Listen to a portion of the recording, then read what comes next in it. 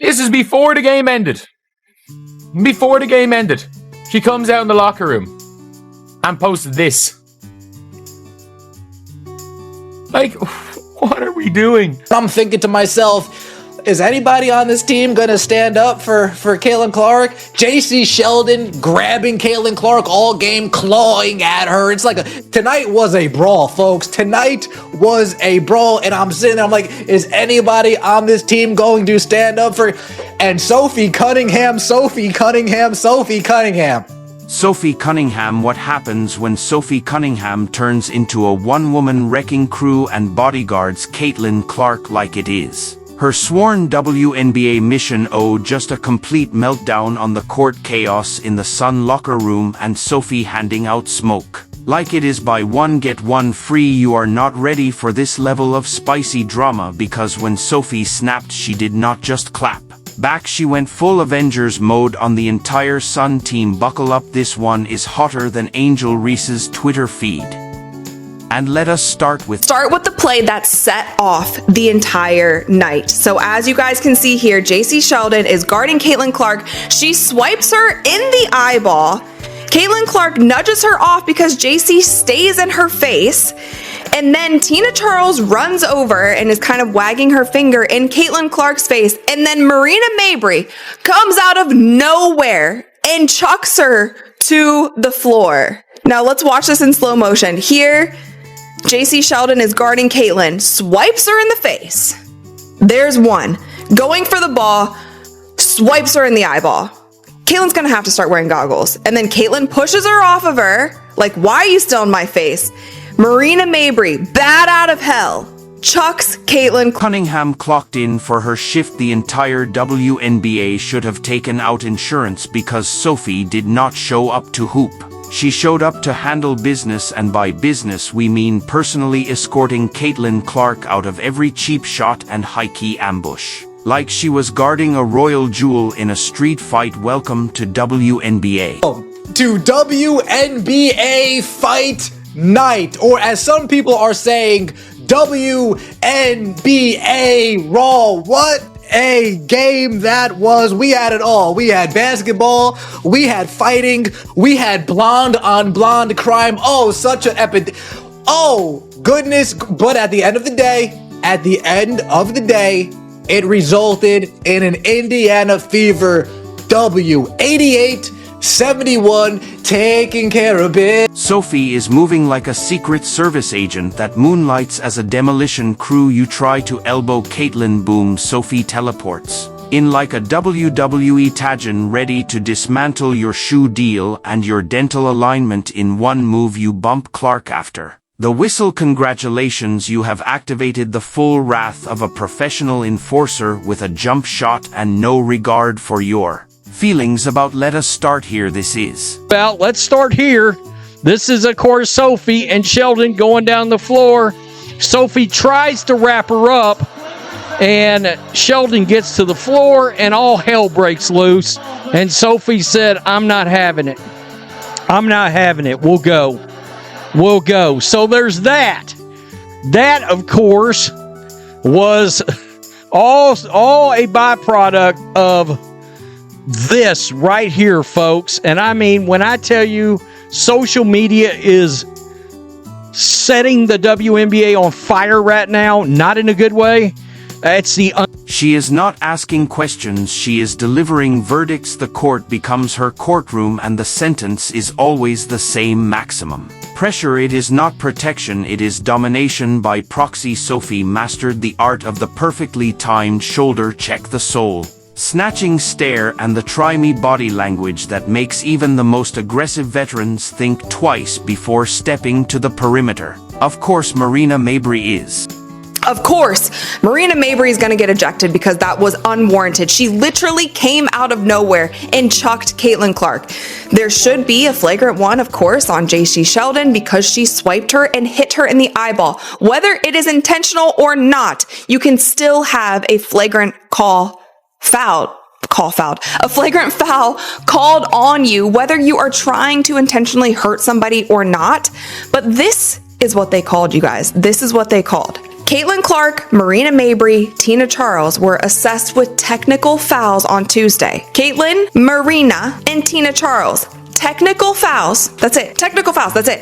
And JC Sheldon was assessed with a flagrant 1 foul, and no players were ejected. For drama to unfold, she anticipates it like she has been reading the opponent's group chat all week. If there is a whiff of hostility, she is already inbound full. Sophie Cunningham is not here for post-game hugs. She is not holding hands during warm-ups. She is not tapping it up during shoot-arounds. No, she is operating on one frequency only. Touch Clark and you touch death. She is the Unbuzz walking alarm system, permanently set to high alert while others practice mindfulness and team bonding exercises. Sophie is out here running silent background checks with her eyeballs. One suspicious movement toward Clark, you might as well call in a medic. The league is not used to this kind of unwavering loyalty paired with nuclear intensity. She is not gliding into games with a Zen playlist and a motivational quote. She is stomping into arenas like she is hunting for a reason, any reason to activate the chaos. Her presence alone is enough to make sideline reporters shift nervously and teammates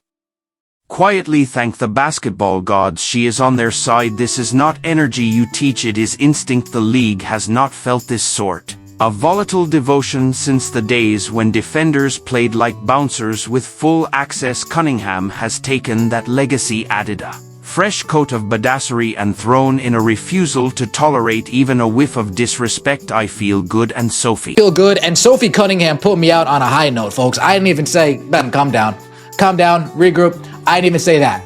Let's get straight to the play, everybody. The plays everybody is talking about. First off, Marina Mabrey body checking Caitlin Clark to the ground. JC Sheldon all over her.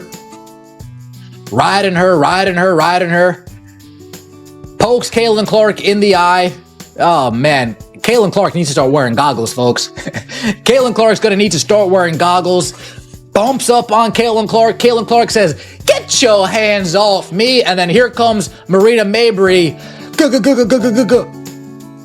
Boom! Exploding Caitlin Clark like a safety coming downhill in the NFL. There was no flop. Level of unapologetic ride or die energy in years. It is like Dennis Rodman with a girl boss twist and a deep-seated grudge against passive aggression. Cunningham does not just show up, she launches herself into the center of the storm and dares it to blow harder. Now let us get real. Caitlin Clark walked into the WNBA with a target so big it probably qualifies as its own zip code. Rookie of the month, please. She was enemy of the month every month, and not just by defenders, by entire rosters circling like it was open season on the rookie with the golden range. Some brought their game faces, others brought petty grudges, ancient rivalries, and unresolved issues that had nothing to do with her but were unloaded anyway. Players lined up not to test her skill but to try and crack her spirit, but what none of them accounted for was Sophie Cunningham watching every move like a hawk that skipped brunch and was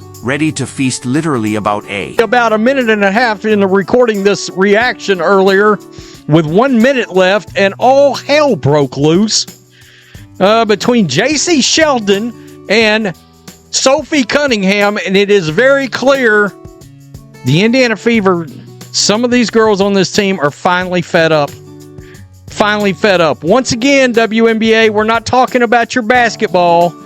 We're talking about the WNBA, WWE Raw circus that you got going on right now. And we all know this incident with Sophie stems from the incident that was clearly not handled correctly by the WNBA and the referees. Underestimated how quickly one woman could establish an entire no-go zone around her teammate, turning every threat into an opportunity for demolition. While Caitlin dealt with the chaos of being the headline magnet, Sophie became the storm chaser with a steel spine and a memory sharper than her crossover. This was not about stat sheets, it was not about highlights, it was about ensuring Clark did not have to flinch every time someone wound up with a loose elbow. So while the league plotted, schemed, and whispered Sophie, strapped on metaphorical brass knuckles, and made sure no one forgot this rookie may be the future but her present it is heavily guarded. But guess what? The league did not realize one thing: Caitlyn was not walking in solo, she had Sophie, and Sophie is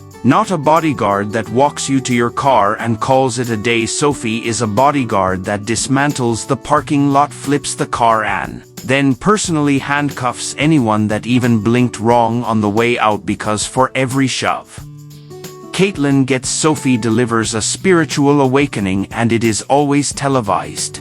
All right, enough is enough. You know, at some point, the line gets crossed too often where something needs to be done and things need to be corrected. And that is certainly the case with the way things around Caitlin Clark are officiated. This is a constant problem now. You know, it is something that since the beginning, I've kind of like backed off on, because physical play is a part of sports. You know, going after a superstar and trying to rough them up a little bit to get in their head is a part of sports.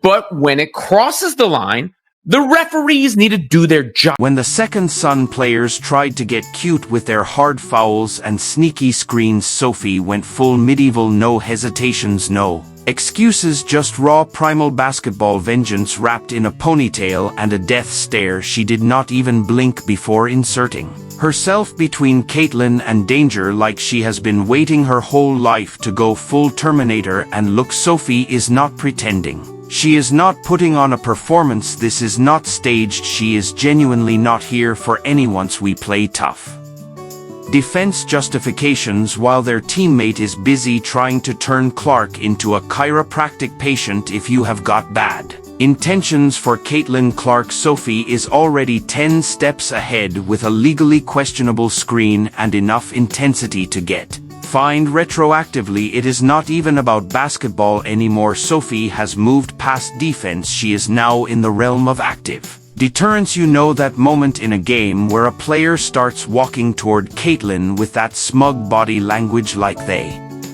are about to make a statement. Yes, Sophie sees it before the cameras do, and suddenly they are redirecting to the bench. They do not even know why. It is just a survival. Kathy Engelberg. Hello, Earth to Kathy Engelberg. Are you gonna step in and do something about this trash that's going on? Players are getting assaulted on the floor. Like, come on, Caitlin Clark could have really got injured right there, y'all.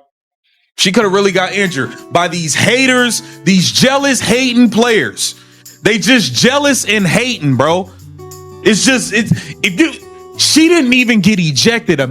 Because once you have been stared down by Sophie Cunningham mid-aim, your career choices start to unravel, and that is the thing. Sophie is not going 50%. She is not calculating fouls. She is not worried about getting chirped by fans on social media. She is the UNBA's unofficial sheriff, and she is not here to take notes. Even her own team knows the drill. You want to talk trash? Sophie is already 6 sentences ahead, louder, meaner, and with more receipts than your accountant in April. And let us not pretend she is reckless. This is not chaos, it is precision-controlled demolition. She will truck you with technicality, smirk while you hit the hardwood, and then help her teammate walk away like nothing happened. It is not even personal. Sophie just has a job to do, and that job is protect Caitlin Clark at all costs, while possibly rebranding the WNBA as a contact sport with a mandatory dental plan. Caitlin Clark.